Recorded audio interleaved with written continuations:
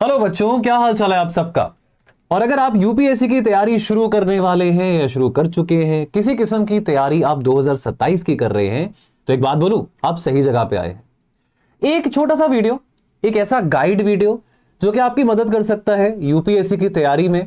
अगर आप self study कर रहे हैं, हमारे साथ जुड़ना चाहें तो जरूर मोस्ट वेलकम। लेकिन अगर आप सेल्फ स्टडी भी करना चाहते हो, क्या एसेंशियल टूल किट्स है आप सब बच्चों के लिए, वो आपको बताना चाहता हूं। शुरू करते हैं। मेरा नाम है कुबेर और मैं स्लीपी क्लासेस के प्लेटफॉर्म पे एथिक्स, एसए और इंटरनेशनल रिलेशंस पढ़ाता हूं। देखो, यूपीएससी को समझो, understand the UPSC in the mindset. देखो, अभी बहुत सारे बच्चे जो भी फ्रेश ग्रेजुएट हुए हैं, आपने सुना होगा, देखा होगा सोशल मीडिया पे बवाल मचा के 2026 का प्रीलिम्स का वीडियो, प्रीलिम्स का जो क्वेश्चन पेपर था बहुत डिफिकल्ट था, एंड देयरफॉर अब एक्सपेक्टेशंस बढ़ जाती हैं कि 2027 में शायद डिफिकल्टी बढ़ेगी। देखो, डिफिकल्टी कम भी हो सकती है, बढ़ भी सकती है, वी डोंट नो। बट एक बात है कि ये जो माइंडसेट है ना, माइंडसेट ये बहुत फ्रेजाइल हो जाता है जब हम तैयारी कर रहे हैं, और उसी फ्रेजिलिटी से बचना है। यूपीएससी एक मैराथन है। क्या है? मैराथन है, कोई स्प्रिंट नहीं है 100 मीटर का, जो कि आप 10.09 सेकंड में ब्रेक कर सकते हैं। गुरविंदर सिंह का रिकॉर्ड नहीं ब्रेक करना हमने। खैर, हमको बहुत मान है गुरविंदर सिंह पे, लेकिन यूपीएससी एक मैराथन है जिसमें आपको क्या चाहिए? जिसमें आपको डिसिप्लिन चाहिए, कंसिस्टेंसी चाहिए, क्लैरिटी चाहिए। ये तीन चीजें चाहिए, डिसिप्लिन, कंसिस्टेंस एंड क्लैरिटी। तभी करके तो आपकी स्ट्रैटेजी आगे फॉर्मुलेट हो पाएगी। और सेल्फ स्टडी, अगर हम सेल्फ स्टडी की बात करें तो सेल्फ स्टडी क्या डिमांड करता है? सेल्फ स्टडी डिमांड करता है सेल्फ मोटिवेशन, ताकि आप अपने स्केड्यूल से कमिटेड हैं। देन डिमांड करता है कि आप बेसिक चीजों पे पहले फोकस कर रहे हैं। प्लानिंग और ट्रैकिंग, जो आपने चीजें प्लान करी है कि मान लो कि मैंने आज अपनी तैयारी शुरू करी है, आज मेरा डे 1 है, तो डे 1 के हिसाब से डे 1 से लेकर डे 30 तक मैंने ये चीजें करनी है। पूरे महीने में मैंने ये सब्जेक्ट पढ़ना है, मैंने आंसर राइटिंग करनी है, मैंने टेस्ट सीरीज देनी है। तो यानी कि अपनी प्लानिंग जो आपने करी है, ईमानदारी के साथ अपने जमीर को खुद जिम्मेवार होकर ईमानदारी के साथ ट्रैक करना है कि क्या मैंने वाकई में वो जो एफर्ट सोचे थे, जो प्लान किया था, वो करा कि नहीं करा, या मैंने बस डूम्सडे स्क्रॉलिंग करके इंस्टाग्राम पे 2-4 रील्स भेज के, लोगों से बात करके, बाहर कैफे में जाके, बाहर पार्टीज में जाके, क्लबिंग करके, और मैंने बोला कि यार मेरा यूपीएससी क्लियर नहीं हो रहा। बिकॉज क्यों होगा? बिकॉज आपने जो चीज प्लान करी उसको ट्रैक कर पा रहे हो। मैं ये नहीं कह रहा कि आप अपने लाइफ में रिक्रिएशन मत करें, वो बिल्कुल करें, बहुत जरूरी है, लेकिन आंसरेबल अपने आप को हो। आपके पेरेंट्स ने पैसे दिए, चाहे आप कोचिंग ले रहे हैं या चाहे आप 1-1.5 साल बैठ के तैयारी कर रहे हैं, तो डेफिनेटली आप अपनी फाइनेंशियल सिक्योरिटी से बाहर निकल के कर रहे हैं। सो देयरफॉर आप अकाउंटेबिलिटी ले रहे हो, आप आंसरेबिलिटी ले रहे हो। तो देयरफॉर अगर आपको पता है कि इतना कॉम्पिटिटिव एग्जाम है जिसमें फेलियर का रेट ज्यादा है, सक्सेस का रेट कम है, तो अपनी करी गई प्लानिंग के ऊपर खड़े उतरना और उसको ट्रैक करना लाजमी है। एग्जामिनेशन का स्ट्रक्चर कैसा है? देखो, प्रीलिम्स होता है, प्रीलिम्स ऑब्जेक्टिव होता है, उसमें एक जीएस का पेपर होता है, 100 क्वेश्चंस होते हैं 200 मार्क्स के, इसकी कट ऑफ आती है। लेकिन इसकी कट ऑफ से पहले आपको ये जो पेपर है सीसैट पेपर 2, ये क्वालिफाइंग होता है। आपको इसमें 33% यानी कि 66 मार्क्स इसमें स्कोर करने होते हैं, 66.66 मार्क्स स्कोर करने होते हैं। तभी करके आपका जीएस पेपर 1 में जो स्कोर आया है उसको तवज्जो दिया जाएगा। मतलब मान लो कि आपने जीएस पेपर 1 में 200 में से 150 भी स्कोर कर दिए, जो कि बहुत अच्छा स्कोर है, लेकिन आप सीसैट का पेपर जो कि क्वालिफाइंग पेपर है वो ही क्वालिफाई नहीं कर पाए, तो कोई फायदा नहीं है। मेंस में 9 पेपर होते हैं, एसए का पेपर होता है, जीएस के 4 पेपर होते हैं, जिसमें चौथा पेपर जीएस का एथिक्स का होता है। ऑप्शनल 1 होता है, आप कोई भी ऑप्शनल पर रख सकते हैं। ऑप्शनल के 2 पेपर्स होते हैं, देन लैंग्वेजेस के पेपर होते हैं। इंटरव्यू यानी कि जो पर्सनालिटी टेस्ट है वो आपका 275 मार्क्स का होता है। ये बेसिक चीज है जो कि आपको पता हो। अब मैं यहाँ पे स्टेप बाय स्टेप बात करूंगा। अगर मान लीजिए कि आपने बिल्कुल अभी तैयारी शुरू करनी है, आप अभी कॉलेज से पास आउट हुए हैं, या मान लीजिए कि आपको कॉलेज से पास आउट होने को भी टाइम हो गया है, लेकिन आपको सही मायने में स्ट्रैटेजी नहीं पता लग रही कि किस स्ट्रैटेजी से मैंने शुरुआत करनी है, तो स्टेप 1 क्या है कि हम फाउंडेशन बनाएंगे, नींव को बनाएंगे। मजबूत बात में करेंगे, पहले नींव को बना तो ले। नींव को बनाने के लिए, फाउंडेशन को बनाने के लिए हम क्या करेंगे? एनसीईआरटी टेक्स्ट बुक्स फॉलो करेंगे। अब जो एनसीईआरटी टेक्स्ट बुक्स है क्लास 6 से लेकर क्लास 12 तक, यानी कि 6 से लेकर 12 तक, इसमें history, geography, polity, economy, science, ये सब सब्जेक्ट्स आ जाते हैं। ठीक है, अब इनकी आपने एनसीईआरटी पढ़नी ही पढ़नी है, without any doubt, without any negotiation. NCERT का इस्तेमाल करेंगे हम कॉन्सेप्चुअल क्लैरिटी के लिए। कॉन्सेप्ट्स होते हैं, आप पॉलिटी पढ़ेंगे, पॉलिटी में एडवांस लेवल पे और भी बड़ी किताबें आती हैं आगे जाके, जिसके बारे में बताऊंगा।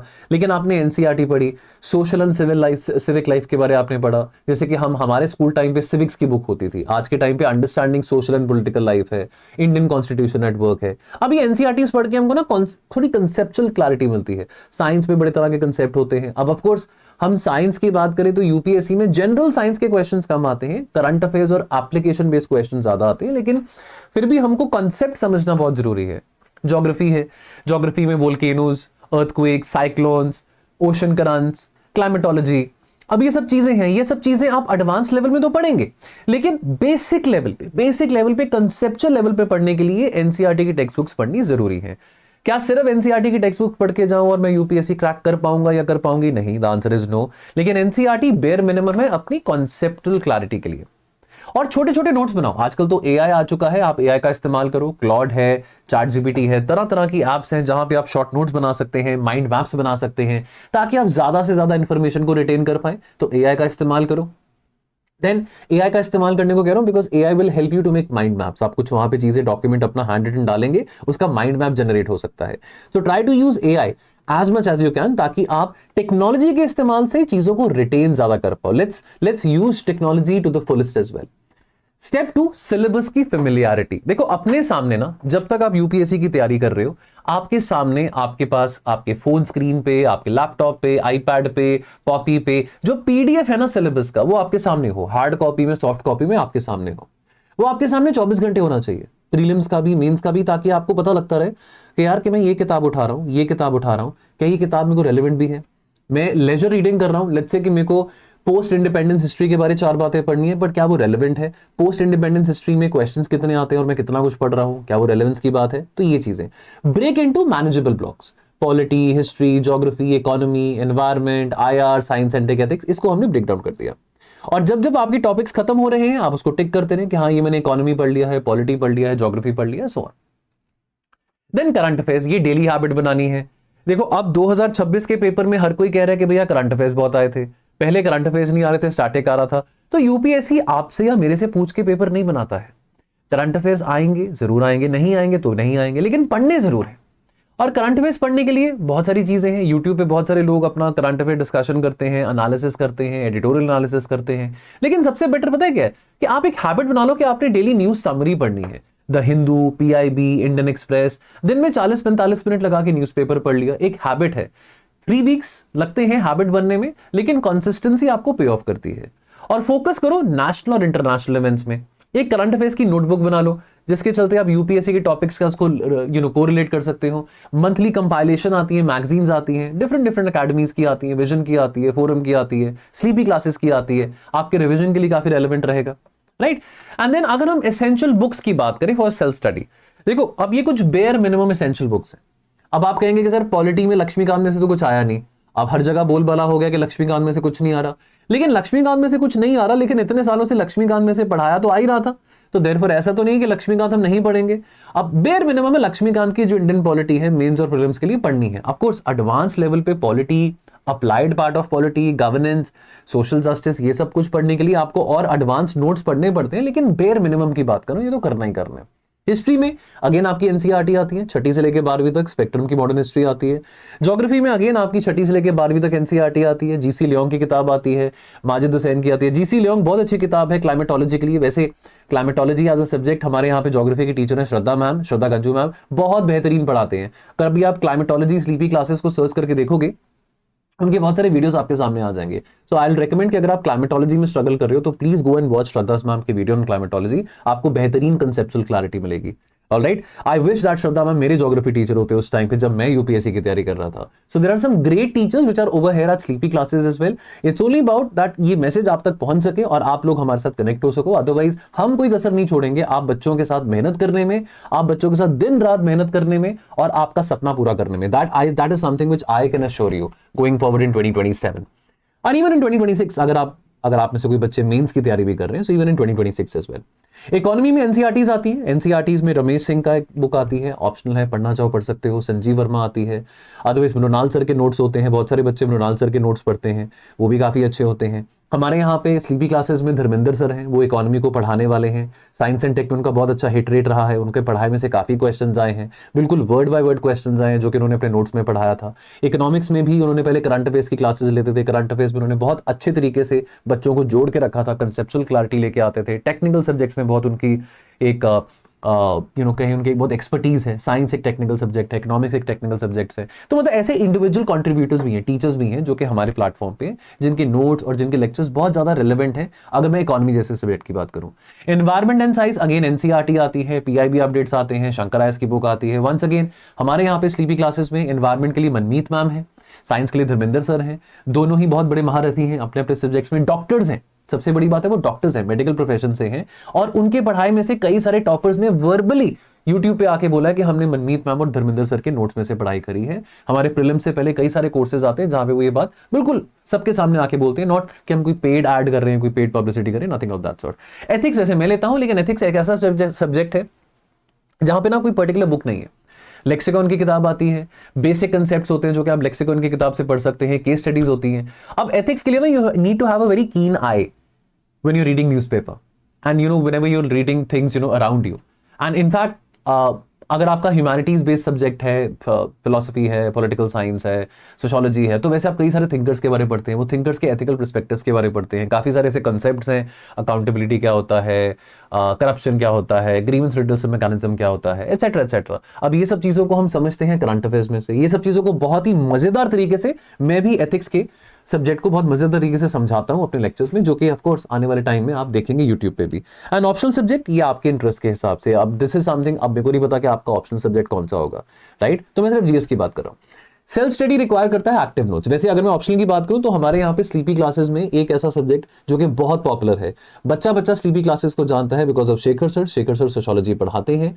एंड देयरफॉर अगर आप एक ऐसा ऑप्शनल सब्जेक्ट लेना चाहते हैं जो कि आप 3 से 3.5 महीने में कवर कर पाए, मार्क्स लेके आ पाए, बिकॉज अल्टीमेटली मार्क्स लेके आने हैं, वो मैटर करता है। 500 नंबर का ऑप्शनल का सब्जेक्ट होता है, तो आपके लिए बहुत सही रहेगा कि आप शेखर सर के साथ जुड़े। He is the OG, he is the God of sociology, and ये मैं नहीं कह रहा हूं, ये पूरी की पूरी दुनिया कहती है, यूट्यूब आपके सामने एविडेंस है। तो आई विल सजेस्ट, अगर आप सोशियोलॉजी लेना चाह रहे हैं तो आप सही जगह पे आए, do connect with Shekhar sir, do connect with sleepy classes. Self study require करता है एक्टिव नोट्स। अब देखिए A4 शीट्स का इस्तेमाल करो या नोटबुक्स का इस्तेमाल करो, डिजिटल ऐप्स का इस्तेमाल करो। अब उसमें अब आपकी इनोवेशन है, आप डेफिनेशंस डाल रहे हो, कीवर्ड्स डाल रहे हो, पाई चार्ट्स डाल रहे हो, वेन डायग्राम्स डाल रहे हो, जिस तरीके से आप याद रख सके। यूपीएससी रेलेवेंट पॉइंट्स हाईलाइट करने हैं, वो आपको कैसे पता लगेंगे? ओनली एंड ओनली अगर आप यूपीएससी के सिलेबस से वाकिफ हैं और यूपीएससी के पीवाईक्यू से भी वाकिफ हैं, प्रीलिम्स हो या मेंस हो। शॉर्ट रिवीजन नोट्स आपके पास हैंडी हो लास्ट मिनट के लिए, मेंस की रिवीजन करनी है, प्रीलिम्स की रिवीजन करनी है, शॉर्ट क्रिस्प रिवीजन नोट्स आपके पास हैंडी हो।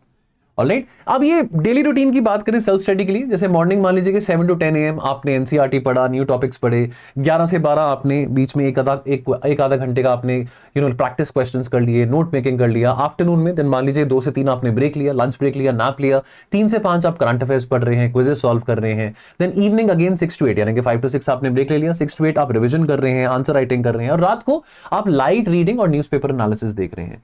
So one can always read the newspaper in the morning also, one can always read that in the night as well. You can break down your time for reading newspaper also, because कई बार क्या होता है कि 1 घंटे में at a stretch newspaper नहीं पढ़ा जाता, तो उसको आप ब्रेक कर सकते हो। हाफ एन आवर मॉर्निंग में, हाफ एन आवर दोपहर में, हाफ एन आवर रात में, मतलब जस्ट एक जनरली बात करिए, बाकी आपका अपना स्केड्यूल है, because most of you might be working as well. Then testing and evaluation, prelims level MCQs को वीकली आपने प्रैक्टिस करना है, अटेम्प्ट करना ही करना है। एंड देन हम after I would say after 2 to 3 months of your GS preparation आपने शुरू करी है, try to write at least 2 mains के आंसर्स एवरी डे GS में। सेल्फ इवैल्यूएट करो, कंटेंट ठीक है, स्ट्रक्चर ठीक है, एग्जांपल्स मैं सही दे रहा हूं, लैंग्वेज मेरी ठीक है। अब आप यहां पे इवैल्यूएशन कोर्सेज ज्वाइन कर सकते हैं, नहीं अफोर्ड कर पा रहे इवैल्यूएशन कोर्सेज, एआई की हेल्प ले सकते हैं, चैट जीपीटी की हेल्प ले सकते हैं, ऑनलाइन टेस्ट सीरीज या फ्री मॉक्स होते हैं टेलीग्राम पे, उसका इस्तेमाल कर सकते हैं for benchmarking purposes. And then regular revision is very very important, it is very critical. पहली revision is of course after completing each subject, second revision after finishing the entire syllabus, और जो third revision है that is just before the exams। तो short notes, flash cards, mind maps, इसका आपने definitely इस्तेमाल करना है for quick recall। Time management देखो, स्पेसिफिक आवर्स एलोकेट करने फॉर एवरी सब्जेक्ट। एक पोमोडोरो टेक्निक होती है, 50 मिनट स्टडी किया, देन 10 मिनट का ब्रेक किया। वो 10 मिनट का जो ब्रेक है that has to be break, that doesn't mean कि आपने इंस्टाग्राम या फेसबुक या व्हाट्सएप या डेटिंग ऐप चलाने शुरू कर दिए। उस 10 मिनट में आपने जस्ट कंसंट्रेट करना है जो आपने पढ़ा है 50 मिनट पे। पानी पी लिया, थोड़ा वॉक कर लिया, रिटेन कर लिया जो आपने पढ़ा हुआ है, फटाफट आपने नोट्स देख ली। वैसे भी सारा टाइम बैठना नहीं चाहिए। वैसे भी आजकल कहते हैं ना कि sitting is the new smoking. I mean जैसे smoking is not good for health, sitting is also not very good for health. तो after every 50 minutes stand up. Of course, don't stand up and go and take a smoke. That is not what I am telling you, but if you all, I mean, I'm not encouraging you to smoke, but if you feel productive while smoking, then that is your own call. But एक 10 minutes का break लेना after every 50 minutes of study. Track करो अपनी daily progress को checklist के साथ, आपके पास बकायदा चेकलिस्ट हो कि भाई मैं, वैसे हम तो वो देते हैं, हमारे जो फाउंडेशन कोर्सेज होते हैं ना, जीएस फाउंडेशन कोर्सेज, वहां पे आपको बकायदा चेकलिस्ट मिलती है डेली बेसिस पे। लेक्चर क्या पढ़ाया है, उसमें क्या कंटेंट कवर किया है, उसमें आप उसको टिक करते हैं। अगर आपने वो कवर करा है, नहीं करा तो आपको एक ओसीडी होगा कि भैया कल तक मेरे को टिक करना ही करना है, बिकॉज अदरवाइज मेरे चेकलिस्ट में अगर वो टिक नहीं लगा, something wrong will happen. As in आपको लगेगा कि हाँ यार मेरे सामने चेकलिस्ट पड़ी है लेकिन मैं क्यों नहीं टिक कर पा रहा हूं, then you become answerable to yourself. At the end of the day, this paper requires a lot of your energy, physical, emotional and even financial energy, जो कि ड्रेन होती है। सो देयरफॉर अपने आप के साथ अकाउंटेबिलिटी रखो ना, अपने आप को आंसरेबल हो, आप अपने आप को आंसरेबल हो, पेरेंट्स को आंसरेबल हो। पेरेंट्स पैसा लगा रहे हैं, सपोर्ट कर रहे हैं कि भैया 2 साल आपने तैयारी करनी है, करो, हम आपके साथ खड़े हैं। तो ऑफकोर्स अगर इतना कुछ हो रहा है, इतने रिसोर्सेज लग रहे हैं, वो और बात है पेपर क्लियर हो या ना हो, लेकिन अपने आप अपने जमीर के साथ तो ऑनेस्ट हो सकते हो ना, ये तो हो ही सकते हो। Stay connected with online forums. अगर आप एक ऐसे व्यक्ति हैं जो भैया सर मैं तो बहुत इंट्रोवर्ट हूं, सोशली आइसोलेट होकर रहना चाहता हूं, भैया तो ये काम नहीं चलेगा। एटलीस्ट डिजिटली आइसोलेट मत रहो। सोशली आपको नहीं पसंद लोगों से बात करना, लेकिन इट इज ऑलवेज गुड कि आपके पेयर ग्रुप्स हैं। लाइब्रेरीज में 3-4 दोस्तों के साथ आपका पेयर ग्रुप है, जो कि छुट्टी मार के कहीं मूवी देखने नहीं जा रहे हैं या छुट्टी मार के कहीं तफरी करने नहीं जा रहे हैं, लेकिन एटलीस्ट वो बैठ के पढ़ रहे हैं, अपने आंसर्स इवैल्यूएट कर रहे हैं। ऑनलाइन फोरम्स हैं, टेलीग्राम ग्रुप्स हैं, ज्वाइन करो। एंड बीच बीच में सक्सेस स्टोरीज पढ़ो, टॉपर स्ट्रैटेजीज पढ़ो, उससे भी मोटिवेशन मिलता है। बट ये नहीं कि जिस स्ट्रैटेजी से किसी पर्टिकुलर टॉपर को हेल्प मिली है उससे आपको भी हेल्प मिलेगी। Everybody will have different strategies, everybody will have different opinions, but पढ़ने से, देखने से, उनके पर्सपेक्टिव को जानने से मोटिवेशन मिलती है, which is not bad. Alright, because this exam requires consistent motivation, but more than motivation I find motivation very very secondary. I am a big fan of doing something. करना तो करना है भाई, डिसिप्लिन है, करना है तो करना है, कोई और चारा नहीं है, करना है, सिंपल सी बात है। सुबह उठना है, खाना खाना है, ब्रश करना है, नहाना है, धोना है, ये सब नॉर्मल रूटीन है। सुबह उठना है, पढ़ना है, एनसीईआरटी पढ़नी है, एमसीक्यू सॉल्व करने हैं, लेक्चर देखना है, मेंस के आंसर राइटिंग करनी है, बोरिंग थिंग करनी है, तो दैट रिक्वायर्स डिसिप्लिन। इस सब के बीच में बोर हो रहे हो, बहुत ज्यादा बोर हो रहे हो, तो फिर ये मोटिवेशन के लिए चीजें काम आती है। एक लॉन्ग टर्म पर्सपेक्टिव रखो, और हाँ, आपने हर 2 हफ्ते में 1 दिन का बिल्कुल कंप्लीट ब्रेक लेना है, ताकि आप बर्नआउट फील ना करो। After every 15 days take 1 day का ब्रेक, जब आप कुछ भी नहीं कर रहे हो, कुछ भी नहीं कर रहे हो, 1 दिन का ब्रेक बहुत जरूरी है। ये मस्ट हैव टूल्स हैं for self study. Books and NCERTs, physical and digital हो गया। अब आप पीडीएफ में पढ़ो, लैपटॉप पे पढ़ो, फिजिकल बुक लेके आनी है वो आपकी मर्जी है, राइट। आपके पास अपने रजिस्टर्स हैं, फ्लैश कार्ड्स हैं, माइंड मैप्स हैं, डेली प्लानर है, आपके पास अपना लैपटॉप है, टैबलेट है, पीडीएफ को पढ़ने के लिए, ऑनलाइन रिसोर्सेज के लिए, इंटरनेट, ऑफ कोर्स इंटरनेट का एक्सेसिबिलिटी, छोटा सा पैक ले लिया for news, e resources, quizzes, test series, and then आपके पास एक टाइमर है, पोमोडोरो ऐप है, ताकि आप अपनी फोकस स्टडी कर पा रहे हो। ये चीजें काम करती हैं। ये चीजें काम करती हैं किसके लिए? आपकी प्रोडक्टिविटी को, आपकी प्रोडक्टिविटी एंड एफिशिएंसी को ट्रैक करने के लिए। आजकल तो लोग अपनी स्लीप की क्वालिटी को भी ट्रैक करते हैं। बहुत सारे बच्चे आजकल अपनी स्लीप की क्वालिटी को ट्रैक करते हैं, because people are very conscious कि हमारी स्लीप कितनी हेल्दी है, रिकवरी कितनी हुई है, कितनी नहीं हुई। तो इसी तरह से आप अपनी इन चीजों को भी ट्रैक करें ना। मसल स्ट्रेंथ आपने ट्रैक करना है, आपने अपना स्लीप साइकिल ट्रैक करना है, वो सब ठीक है, लेकिन साथ के साथ अपनी पढ़ाई को भी ट्रैक करना सीखें डिजिटल टूल्स का इस्तेमाल करके। तो UPSC preparation is about consistency, it's about planning, it's about discipline, और ये सेल्फ डिसिप्लिन है, अंदर से ही आएगा। अगर आपको लगता है कि डिसिप्लिन नहीं आ रहा, then do one thing, join an offline coaching as well. Offline coaching में आपको एक सेंस ऑफ डिसिप्लिन मिल जाता है, जैसे कि हमने अभी ऑफलाइन कोचिंग भी शुरू कर रहे हैं, तो ऑफलाइन कोचिंग में आपको एक सेंस ऑफ डिसिप्लिन मिलेगा, जहां पे आप बैठे हैं, आपको टीचर पढ़ा रहा है, एक निर्धारित टाइम पे आपकी क्लास हो रही है। लेकिन अगर आपको लगता है कि आपको सबकी जरूरत नहीं है, ऑनलाइन कंफर्टेबल है, fine, go head. But even otherwise, even if you think that you have a habit of self discipline, always prefer joining an offline coaching, because that will help you to form a routine. घर बैठ के अगर आप boredom feel करते हो, तो 6 महीने का आपने फाउंडेशन कोर्स लगा लिया, आपका एक स्टडी सर्कल बन जाता है, पीयर ग्रुप बन जाता है, टीचर्स के साथ, मेंटर्स के साथ इंटरेक्शन होती है, which will help you in the longer run. ठीक है, स्टार्ट करो एनसीईआरटीज के साथ, अपने छोटे छोटे नोट्स बनाओ, देन अगेन रिवीजन करो, एमसीक्यूज प्रैक्टिस करो। करंट अफेयर्स को आपने इंटीग्रेट करते रहना है। अभी 1-2 महीने आप पहले स्टैटिक सिलेबस को टाइम दो, 2 महीने के बाद करंट अफेयर्स को टाइम देना शुरू करना, but try to integrate those current affairs. Ultimately GS की पढ़ाई करके ना एक बात बहुत अच्छी होती है कि आपको न्यूज़पेपर पढ़ना आ जाता है, आपको पता लग जाता है कि ये न्यूज़ इंपॉर्टेंट है और क्यों है। ऑलराइट, तो सेल्फ स्टडी इज इफेक्टिव अगर आपके पास स्ट्रक्चर्ड प्लान है, सही रिसोर्सेज हैं, डेली का डिसिप्लिन है, और रेगुलरली आप अपने आप को सेल्फ असेस कर पा रहे हो। तो ये एक पेशेंस का टेस्ट है, आपकी मेंटल एंड्योरेंस यहाँ पे टेस्ट होगी। स्लो प्रोग्रेस लगेगा कि बहुत स्लो, धीमी गति से, बहुत ज्यादा तेज गति से नहीं, बहुत धीमा धीमा प्रोग्रेस हो रहा है, डोंट वरी। रेजिलियंस, अपनी क्षमता को बढ़ाओ, फेलियर्स अगर आते हैं कोई बात नहीं, मॉक टेस्ट में नंबर कम आते हैं, don't take it to the heart, take it as a stepping stone कि मेरे को इंप्रूव करना है। ऑलराइट, फोकस करो लर्निंग पे, सिर्फ मार्क्स पे फोकस मत करो, देखो कि हमने सीखा क्या है, समझा क्या है। एंड ज्यादा सोर्सेज पे रिलाई मत करना, ये मत करना कि आप करंट अफेयर्स को इग्नोर कर रहे हो। और मेंस की आंसर राइटिंग ऐसा ना हो कि आपने प्री क्लियर करने के बाद शुरू करी है, that is very very dangerous. Pre देने से पहले आपकी मेंस आंसर राइटिंग और ऑप्शनल आंसर राइटिंग हो जानी चाहिए। मॉक टेस्ट स्किप नहीं करने हैं, ऑलराइट, नहीं करने हैं, गलती नहीं करना कि मैं मॉक टेस्ट नहीं दूंगा, अपने बस पेपर देके आ जाऊंगा, बस मैंने पीवाईक्यूज पढ़ लिया, बस दैट बी इनफ, कि कौन सा मॉक टेस्ट से कुछ मैं हासिल करने वाला हूं, पेपर तो बहुत डिफिकल्ट आने वाला है, ऐसा नहीं है। आपकी साइकी टेस्ट होती है।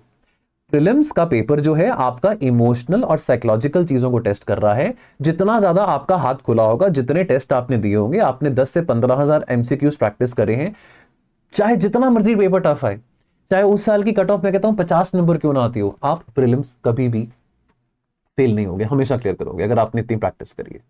ऑलराइट, तो एक टाइम टेबल मैंने यहाँ पे बनाया हुआ है, आइडियल टाइम टेबल, अगर आप इसको फॉलो करना चाहे कर सकते हैं, अदरवाइज आप अपना टाइम टेबल बना सकते हैं। नॉट नेसेसरी कि सुबह 6 बजे उठ के पढ़ाई करनी है, आप रात को 12 बजे उठ के पढ़ाई करो, कोई दिक्कत वाली बात नहीं है। दिन में 8 से 9 घंटे का एफर्ट डेली लगाना ही लगाना है।